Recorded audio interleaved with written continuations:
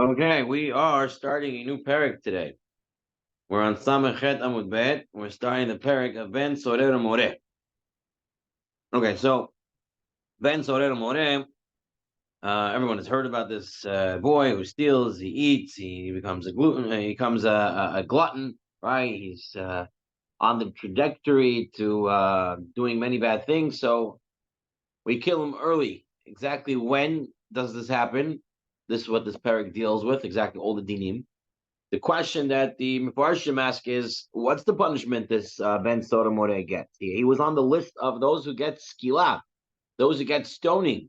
So why wasn't he in the other chapter, in chapter Arba Mitot, which was all about those who get stoning?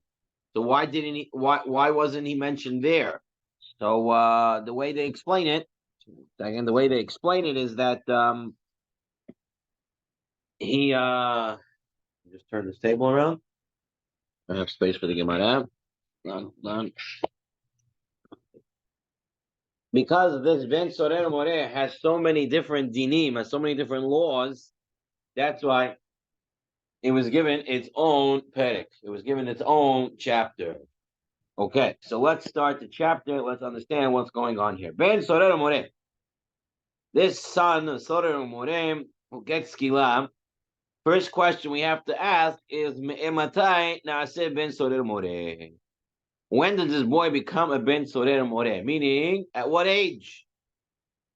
When can we kill him? Right? If he's a Ben Sorer More, the Gemara Mishnah says, Mishayavi Shite Se'arot. When he is 13 and he produces 2 pubic hairs. That's the sign of a adult, right? So he has 2 pubic hairs. He's 13, and until when? Ve'ad sheyakif zakan, until his beard grows around. The Mishnah says, "Hatachton velo elyon." We're not talking about the beard on the face. We're talking about the pubic area, where the hair grows all around. So why didn't we say the pubic area hatachton? Why did they say like it sounds like a beard? Because the Chachamim didn't want to speak in a not such a pleasant way, so they used a euphemism in order to be b'lashon naki, like Gemara Sachem, like in Parshas Noach, right? Those that are not tahar didn't say tamei, right? The Chachamim also didn't want to speak in a not nice language, so they said zakan, the beard, but they meant the pubic area. Shneemar. Now, how do we know this is the limit? Ki leish ben. When to a man there will be a son, the pasuk says. If you want to take a look at the whole pasuk, Torah Shalom. Ki ish ben soder more eniru shemei b'kolav. If he doesn't listen to his father, b'kolim, he doesn't listen to his mother, b'yisru oto. They warned him, lo yishma aleihem. He doesn't listen to them. Okay, so it says ben. What do you mean ben? Ben velo bat. A son and not a daughter. So interestingly, the Meiri says, why a son and not a daughter? Why is the daughter doesn't have bat soder more? So the Meiri says because it's not the nature of girls to do this, to go and steal the money and go and eat steaks and and wine, and it's not the derech of girls to do this. For it only applies to boys. However, the Yerushalmi says not necessarily true. The Yerushalmi not arguing with the Meiri came later after the Talmud Yerushalmi, but the Yerushalmi says there's a cause. It is a gezel katuv. It is a Torah a law that doesn't. It's just a gezerah. It's a decree. And he says, really, the Yerushalmi says, really, girls should also. Girls also have taivas. Girls also can do things that are wrong, and also can get in such bad places and do bad things. However, the Torah said boy and not a girl. Okay, baby lo bat. Then velo ish. He has to be a young boy and not a full man. Right? And when the pubic hair has grown all around, he became what's known as a full ish, a full man. And therefore, that's the upper limit. Now, what the Mishnah is saying, when the boy is 13 with 2 pubic hairs, until his pubic area becomes full of hair, he can be ben soda more. Katan, patur. If he's a katan, right? He's less than 13, then he's patur. Shelo ba lechal mitzvot, because he's not entered the realm of mitzvot. He's not the bar mitzvah. He's not commanded. He doesn't have any mitzvot. They cannot be killed. The Gemara asks now, Katan menan de patur. How do we know that Katan is patur? Menalan? What do we know that Katan is patur? Says the Gemara. Katan tameh. You just told me in the Mishnah. Shelo b'chlal mitzvot. Shelo b'chlal mitzvot. He's not involved in mitzvot. The two, and furthermore, what are you asking me? Why? How do you know a Katan is patur? Where do you ever find that the Torah says you punish a katan? The hacha liboy karalim iftere, and then now you want to find the pasuk that says he's pater. We never punish a katan. Why all of a sudden now we need a pasuk to tell me that he's pater? Like, why are we asking about a katan? The katan is never getting punished. Why all of a sudden now you're asking? So anan hachi kamina. This is what was meant to say. Atu ben zarim al cheto neheran. Are we killing the Ben Saramor because of his sin? No, he hasn't done any sin. He just stole from his parents and he ate and he drank. What? He knows to his parents. That's not Chayav Mitam. There's no. So why do we kill him? Al Shem Sofo Nehirag. We're killing him because eventually the path that he's chosen will lead him to many more sins. And so we want him to die when he is innocent versus when he becomes evil. Someone asked, what about the chances of him doing tshuva? We'll deal with these old in the future. That's not for the discussion today. Because of eventually where he's going to be beat, that's why we kill him. Now, since Dal Shem Sofon Herag, we're not killing him because of what he did, killing him because of what he's going to do. Safi the Katanami. So maybe even a Katan, even maybe a boy who's not bar mitzvah yet. Maybe we should also kill him because, it's not about now, it's about the future. It's a future, he'll be an adult. Maybe we should kill him. The Ode. And furthermore, the Pasuk says, Ben. The son, below ish katan mashma, right? And ben implies a katan, right? Below ish katan mashma. It means usually a ben means he's a young boy, not bar mitzvah. So the Gemara says, Amri Huda Omar Rab Omar Kra Kiya ish ben. What does it mean? Kiya ish ben. It means Ben hasamuch ligvurato shel ish. It's a boy who is coming close to a man, which means between 13 and 2 years until the pubic hair is full. And the way he wants to read it over here is kasher haben yeh ish, as when the ben is becoming an ish. That's the way he says to read the pasuk. Kasher haben yeh ish, when the boy is coming to be a man, that's the only time he becomes ben Torah Moreh. So not when he's actually a katan. So that's why we ask. A, because it's old punishment is about the future, so katan also has a future, so why don't we punish him? B, it says ben in the pasuk. No, it's talking about a bar mitzvah boy. Ben means when he's actually bar mitzvah up until the pubic area gets full of hair. So we're going to see exactly what this means. So let's take a look. Zakan tachton, until the beard grows all around the lower area, right? Until the hair grows around the pubic area like a crown. It's all around. What does this mean? Hakafat gid, velo hakafat betzim. It is the male member, the penis that is surrounded by the hair, that's the upper limit, but not when the hair surrounds the testicles, the betzim. That's not what we're looking at. In order for him to be considered a gadol, that is no longer in the halachot of ben Soreh Moreh, it's hakafat gid. It's the pubic hair around the male member and not around the testicles. Okay, fine. Amar Rav Hizda. And now an interesting halacha. We have this pasuk that says ki el ish ben. So Rav Hizda says katan shoholid. If a minor, not bar mitzvah, fathered a son, so he impregnated a woman, and they had a child. In beno naaseh ben Soreh Moreh. Now his son, 13 years later, is acting like a ben Soreh Moreh. He doesn't get punished. So again, There's this man, let's say Reuven, right? Reuven's a boy. He's 12 years old. He impregnates a girl. She gives birth. This boy now, 13 years later, so Reuven now is 25. This boy, Shimon, let's say he's 13. Shimon is acting like a ben sorer more, doesn't get punished. Why? Because it says, Ki ish ben, when a man will have a son, not when a boy will have a son, but when a man will have a son. Ki ish ben, below the ben. It's when a man has a son, and not when a son has a son, not when a child has a child. So if the boy who's acting like a ben sorer more is a child from a father that was a minor, then he does not become a ben sorer more. Gemara says, 1 second.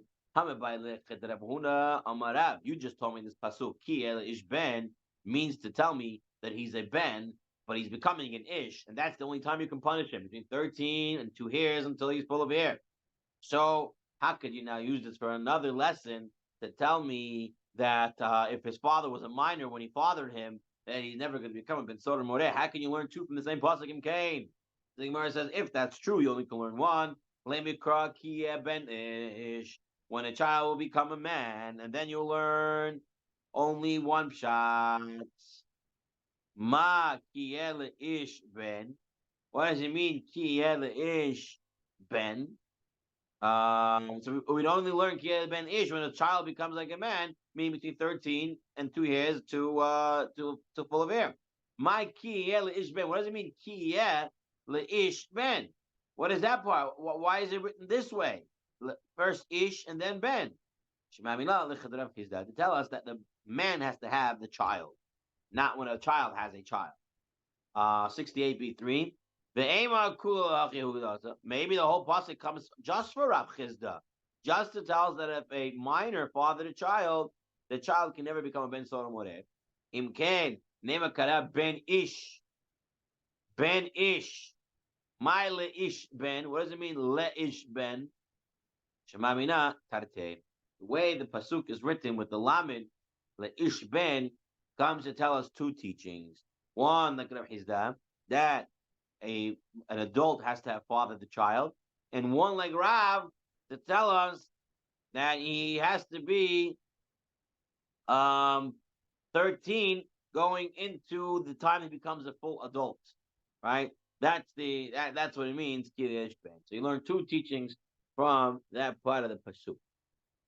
Now, this is all on the premise, as Rav Chizda said, that a minor can have a child.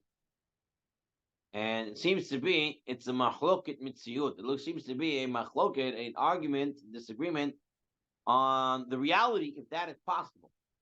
Upliga darabah. And Rav Chizda argues with Rabbah. The Rabbah says, "Katan enu molid." A minor cannot father a child. It seems to be physically impossible for a minor to father a child. Shneimar ve'em ein leish goel. It says that if someone stole something and he swore and he said, "I didn't steal it," and then the man who he stole from died. And then he came and he said, "Oh, I actually stole it." So now he has to give it back, and he has to pay back a penalty. But he gives it to his relative, whoever is the one who survived the deceased. And it says in the pasuk, if he doesn't have a relative, you give it to the kohen. So who is this? Who is this? Gemara says, "Is there any Jew who doesn't have a relative?" All Jews are related. So if you don't have a brother, you don't have a son, you go back a generation, you find out who the relative is, and you come back down, you find who you give it to. There's always a goel. There's always someone who's a relative. Rather,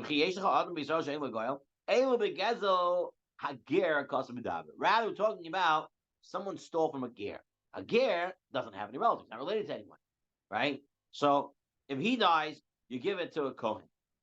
Now, ish. If he was a man, he was an adult. If he was an adult convert and he died, and now you have to look to see if he had any children, and then you can give the money to the children. If not, then you give it to the kohen. But it says in the pasuk ish, ve'imlad. If he wasn't a man, katan, if he was a convert, katan, if he was a katan, you don't have to look to see if he has any children. You just give it straight to the Kohen. Why? Because it's known for sure that there is no no relatives. So it seems to be from this braita that what? That we don't have to look. If a ger was a katan and he died, and you had money from him and stuff, you don't have to look to see if he has any children because he has no children. He's a katan. Katan can't have children. Okay, so this is arguing with Rabbah because Rabbah said a katan could have a child.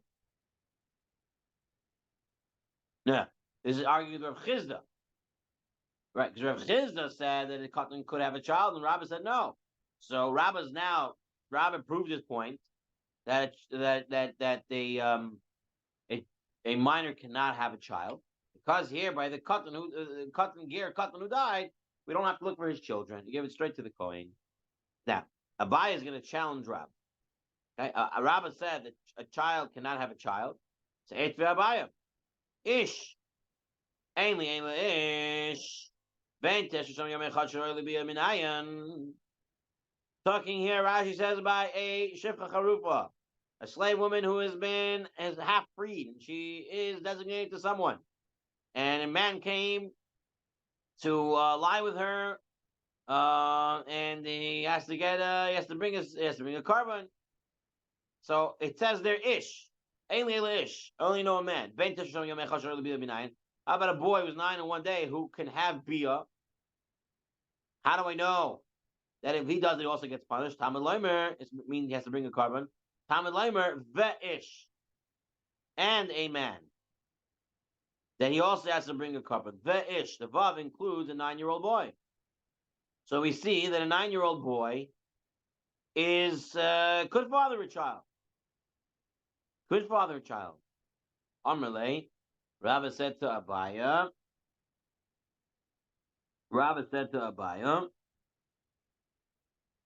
that what? Yeshlo ve'enu molid. You're right. He has, but he doesn't have. He has and he doesn't have. What does it mean? He has sperm, but they're not able to impregnate.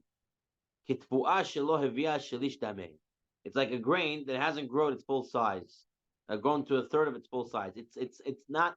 It's a seed that's not able to be planted, so to speak. It says if a man will act intentionally against his fellow to kill him. What does it mean? Yazid ish mezid umazriya. A man, his body cooks his sperm so they be able to impregnate. Ve'en katan mezid umazriya. But a katan who does have sperm, 9-year-old, but he doesn't, it's not cooked enough, meaning that the testicles aren't able to put it at a certain temperature where the sperm will become viable in order to pregnate a woman. Therefore, it has to be, a child cannot have a child. How do you know the word yazid means cooking? And that means a man's seed is being cooked so it'll become viable. Yaakov nazid. Yaakov cooked nazid. Yaakov cooked, right? This Pashat Vayitzeh, right? So here the yazid it means cooking. Same thing here. Okay, so we have here a proof against Rabbah. We thought we had a proof against Rabbah.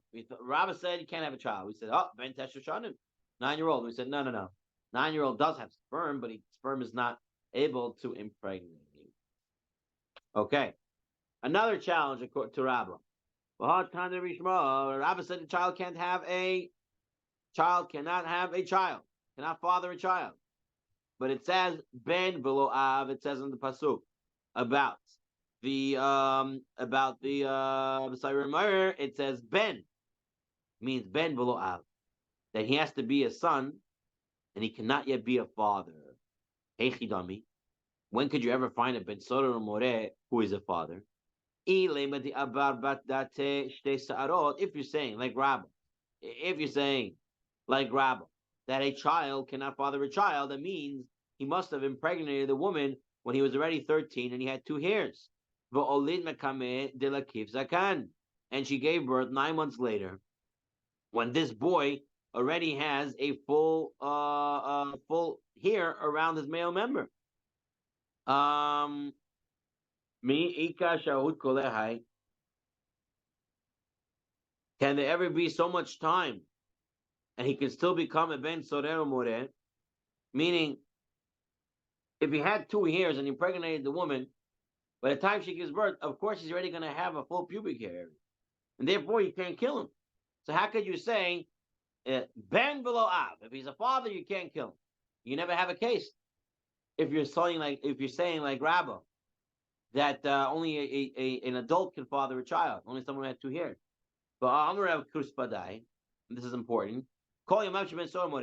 The whole time that you can punish a ben sorer more, it's only for a 3-month period. From when he becomes 13 and has 2 hairs until 3 months later, that's when the pubic hair grows in, and that's it. You can't punish him. So if you're holding like Rabbi that only an adult, only a boy with 2 hairs and 13 can father a child, then 9 months later, he's not anymore in the criteria to be killed like a ben sorer mona anyway. So why you have to tell me ben below av? It never can be. Elalav what? Truth is, he impregnated the woman before he had 2 hairs. A child could father a child. And she gave birth before he became 13 and 3 months, meaning before his pubic hair grew in. Ushmamina katan molit. And so you see, a katan gives birth like Rab Chizda and not like Rabba.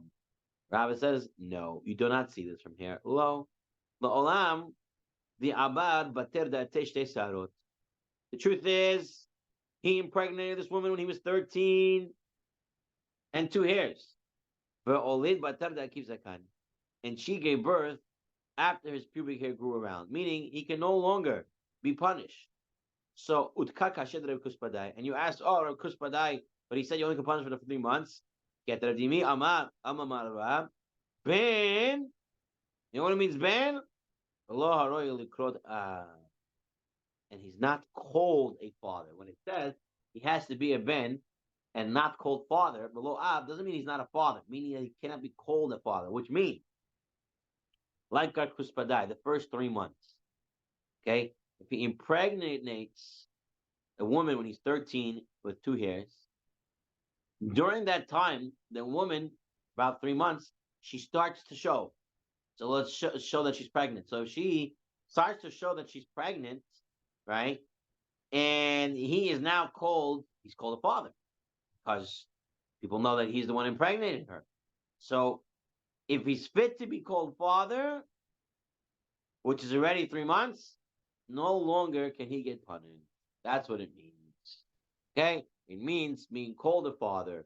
So look at that. Thus, Rishon and the Braita does not contradict Rav Kuspadai's rule. It actually provides a scriptural source for Rav Kuspadai stated, Ben below Av, meaning that once he can be called an Av, once at 13 and 3 months, where he can be called an Av because now the woman can be seen that she's pregnant, no longer can he be punished as a dinim of Ben Sorer Morim. Kufa, Amar Rabbi Kuspadai, Amar Rabbi Shabtai. We call him Moshe Ben Sorer Morim. Enu El Shachadashim Bilvad. Ben Sorer Morim can only be punished for 3 months. Mara says, what? Time we learned. From when the 2 hairs until the male member is surrounded by a hair. So that's what we learned. When it says this is the halakha, he keeps a kan. If the pubic hair grew around his male member, even before his 3 months, no longer can he be punished. And if 3 months passed after his bar mitzvah, even if he is a little bit late in his development and the pubic hair did not grow all around his male member, still he can no longer be punished. Okay, so to review that halachot, let's take a look at the Rambam The Rambam's lashon as is brought over here in the Liba de Hilchasa. Let's see how he brings the Rambam's lashon. Okay, Rambam. Manos ben Tzarimor. The time the ben Tzarimor. Ben Tzarimor katan. If he's a katan, less than 13, can't punish him. Ish shagadol. If he's already gadol, he's his own reshut. Can't punish him. Only if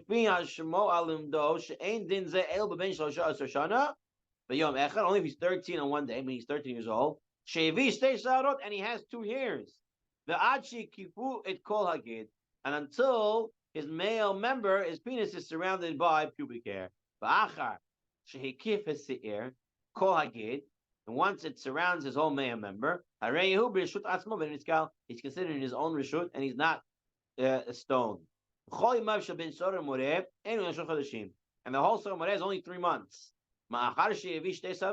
From when he brings 2 hairs, the fisha efshar because he can impregnate a woman, and it will be known that he is she will become invisible that she is a pregnant woman at 3 months. And it says when a boy would be Sorah Moreh, and not someone who's called a father. And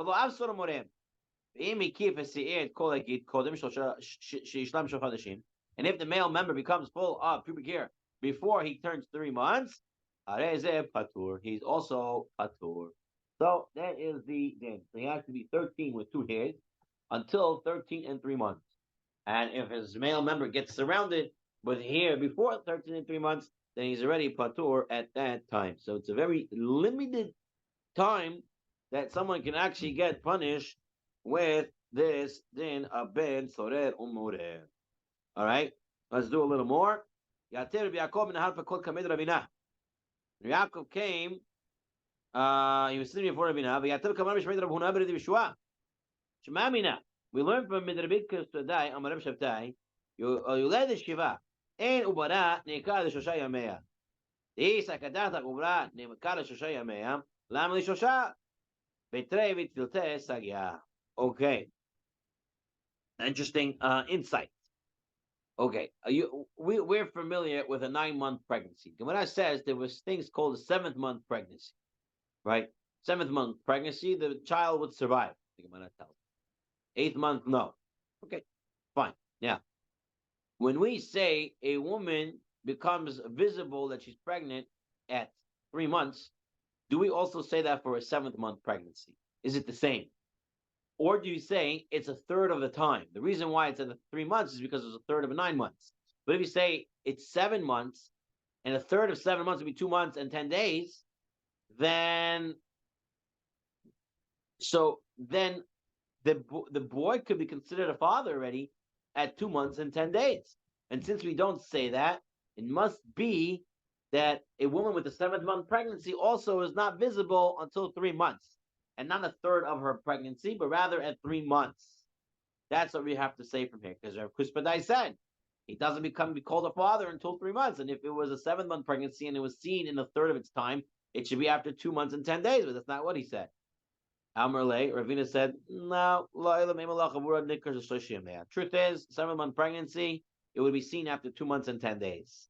The reason why Kuspadai said 3 months, zil bataruba, because we go after the majority. And the majority of women have a 9-month pregnancy. And since it's a 9-month pregnancy, a third would be 3 months, and they go with the majority. Amar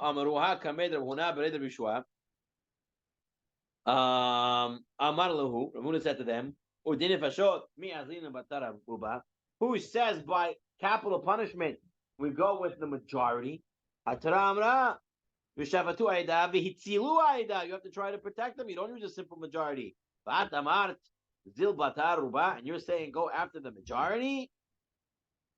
Then when Ravina heard this, Amar lahu, he said back, are you telling me we don't go after the majority when it comes to the capital punishment?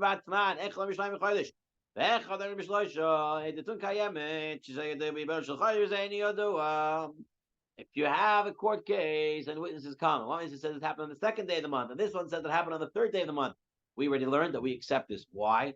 Because it's possible it was a month that was added an extra day, and one of them knew about it, so he said it was day number 2. The other one didn't know about it. That was added to the previous month a day, so he thought it was already the 3rd day of the new month. So we accept the testimony. And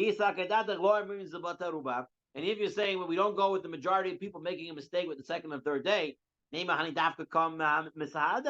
you have to say maybe they're giving exact testimony. And therefore they're not giving the same testimony. They're contradicting. So you have to throw out the case. But we don't. We say we accept it. Must be because we agree, we follow the majority.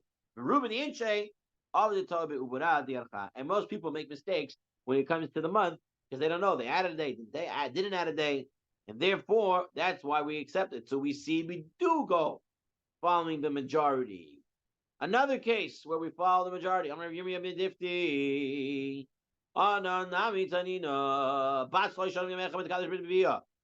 3-year-old girl, even though this doesn't happen today, no one is mikadeshing a girl with bia at 3 years old. But the din, the halacha is halacha. A 3-year-old girl can be mikadeshed, can be married with bia, with sleeping with. And if a yavam, right? So if the husband died and the brother sleeps with her also, he could be kohen her. And if someone else sleeps with a 3-year-old girl who's married, and she gives tumah. If a 3-year-old girl marries a kohen, she can eat truma. If one of the psulim were with her, psulim in a kahuna, she cannot anymore take from the kahuna. And if any of those who are forbidden to her, arayot, come to her and be with her, they die because of her. But she's potter because she's a con. But they get killed. Okay. Now, what's the proof from here? So says the Gemara, why are we executing the man if he was with this 3-year-old girl? She's married and he's with her. Why are we killing him? Maybe she's an Ilonit. What's an Ilonit? An Ilonit is a girl who doesn't develop maturely. She doesn't develop her sex character traits. She doesn't develop breasts. She doesn't have a womb. She can't get pregnant. So maybe this girl will grow up to be an Ilonit. And when he was Mekadish her and took her as a wife, he took it on the idea that she will be a true woman. And now she's not. So then the Kiddushin will not really be holding. So why are we killing this man who is now sleeping with a 3-year-old? Because maybe the Kiddushin won't go once she becomes older and she doesn't develop maturely.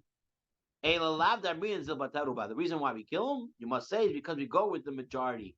The Rov Nashim love Ilonit. A majority of women do not become an Ilonit, they become full-fledged women. Majority of girls become to adult women.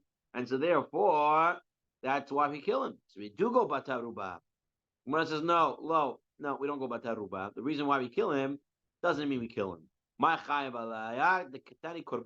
It doesn't mean we kill him. It means he brings a korban. Can't kill him because it's maybe not a good kedushin, right?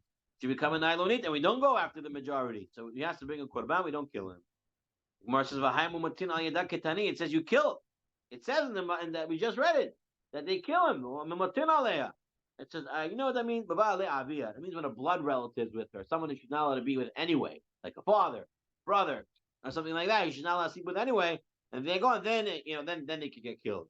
But the Gemara says, anyone, including someone who's not a blood relative.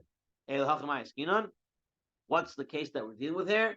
The Kabbalah Ilave. It's when this man took this girl as a 3-year-old girl, and he said, "I'm mikadosh you. I don't care under what circumstance. Even if you become an Ilonit, you'll still be my wife." And as such, this kiddushin is chal. It goes completely, even if she's an Ilonit. And therefore, if someone sleeps with her now, already could be executed. So we don't necessarily have the proof that we follow, but rubam. Okay, fine. That is today's Gemara. We did the halakha. Let me see if there's any other halakha that we have to look at. Let's see. We did this one. Okay. It's a kasav. It's a Torah. Ben More. We kill the boy. But a girl, no. Shein darka is not her derech lehemshich b'echila b'shtiya keish nemar ben v'lo bat. So he's saying like the Meiri and the Yerushalmi says it's not a proper. It's not the way girls go anyway. And it's a gezerah hakatuv. The Torah said as such. Okay. Thank you very much. Hanukkah Sameach. Shavua Tov. Lekulam.